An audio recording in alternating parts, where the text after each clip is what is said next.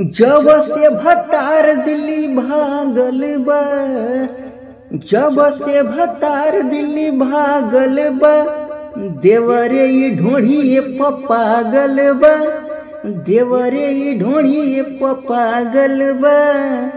ये करेला रात भर जागल बा, ये करेला रात भर जागल बा, देवरा ई ढोढ़ी के पागल बा, देवरा ई ढोढ़ी पागल बा।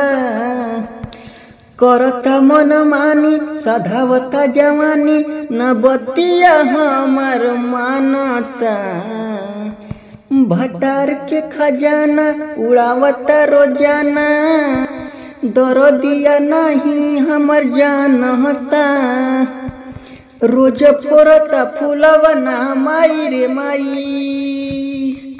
डाले चूल्हिया में लवना माई रे माई।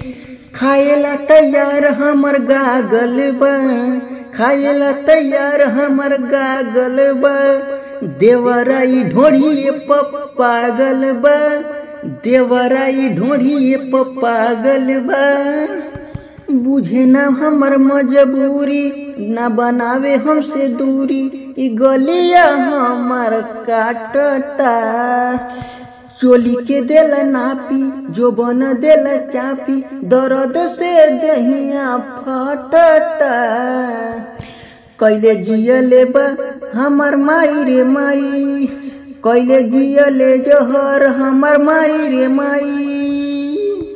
टिंकू राजा बड़े बहरे माई रे माई। सेवा में आजाद पूरा लागल बा, सेवा में आशीष पूरा लागल बा, देवरा ई ढोढ़ी पागल बा, देवरा ई ढोढ़ी पागल बा।